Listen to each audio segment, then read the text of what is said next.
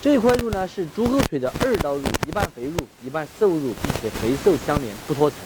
它是炒回锅肉和蒜泥白肉的首选材料。今天我们就用它来做一道四川特色的时令回锅肉。第一步的话，还是要把这个皮给它烧一下，冷水下锅，先给它煮熟。姜葱、干花椒、花椒酒，配菜就是这个季节的时蔬，萝卜筋儿。萝卜筋的话，从现在一直要吃到年后3月份。清洗干净的萝卜筋来切一下，配了之后这样打斜刀切马耳朵就行。叶子单独放。2刀肉的时间煮来差不多了，先给它捞出来稍微晾凉，切薄片。厚度的话，其实2毫米哈，也不算很薄了。锅里来上一点点油。把锅支好后，下2刀肉，看到没有？这个2刀肉哈，它每一片都是一半肥肉一半瘦肉。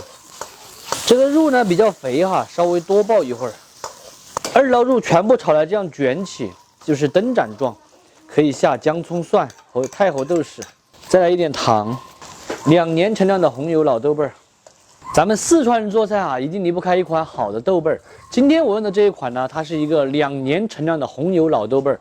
炒菜不仅仅颜色红亮，并且呢酱香味也是十足的。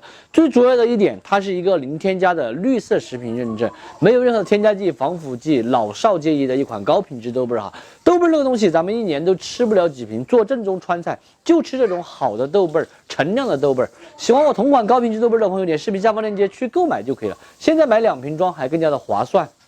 豆瓣儿一下锅哈，这个香味和颜色你们看立马就出来了。2滴酱油。先下萝卜筋老壳，炒1分钟过后，下萝卜筋叶叶，来一点鸡精，继续的给它翻炒均匀，关火出锅就可以了，香得不得了哈！这个回锅肉你们就说巴不巴适，有荤有素哈，下饭的很。好香啊！嗯。那个小萝卜筋是一样的，这个。大头是那个，不是，不是啊，刮着吃。这种种的早就可以了。你看20多年前那个周刚我不是在挖呀。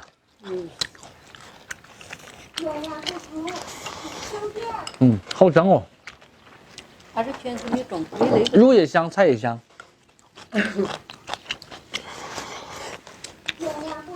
这个肉它这个卷起的安逸得很。